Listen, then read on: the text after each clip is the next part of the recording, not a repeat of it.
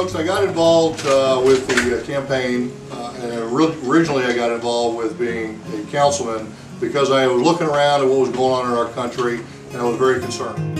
As a small business, I really appreciate for small businesses what it takes to actually make it. Seeing what was going on, I was very concerned about where we were headed, so I decided I'd start out learning in City Council. And I was asked to step up, and I decided it was time for me to give back after having taken for 33 years. Those 33 years, though, taught me one thing: leadership. And what I saw that was needed in our country as well as in our city was leadership. I listened to what they have to say when I talked to them on the streets, and I listened to the fact that they are on hard times. And so for the last 2 years, which we've all had hard times, I listened to what they were concerned about: being pushed out of their homes, having to take trash to Bellman because they couldn't afford trash service.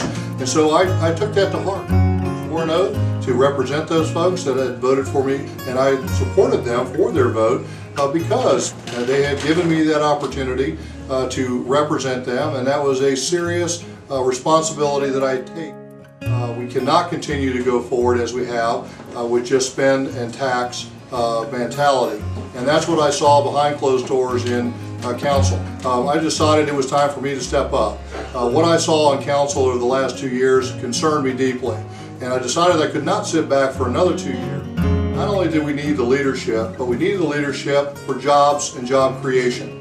We needed the leadership for our schools to ensure we had the best we could for our school system. And the other two items were the preservation of our historic city, as well as the revitalization of our city.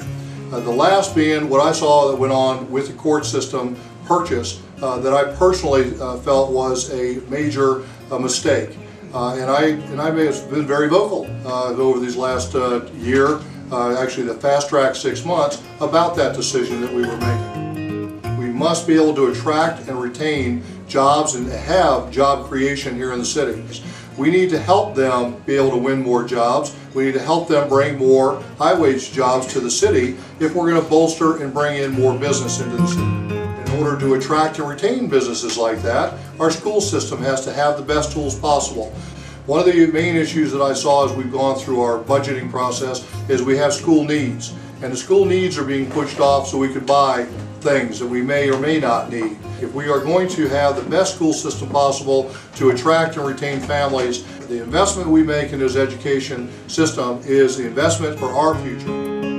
But one of the main things that we are responsible to do is preserve our history. And I was very concerned with historic preservation during the courts project. Part of the courts process was to ensure that the Renwick building, which is our oldest historic icon that is 160 years old, had a solution as we went forward, that it was not left like a Maury school. Along with that is revitalization, and that represents the riverfront. The riverfront is part of what we are trying to do as a destination, to bring folks down to the downtown, to revitalize our downtown, to bring the businesses we need that need to be diverse at the same time. We got a historic location, which is sitting there on the main street. On top of that, we have a river running right through our city, and we underutilize that.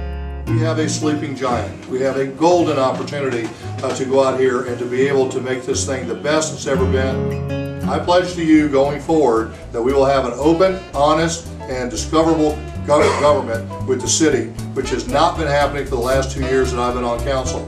And that's why I stand before you today. I'm asking for your vote. I hope you will back me and get involved. And other than that, I'm open for questions.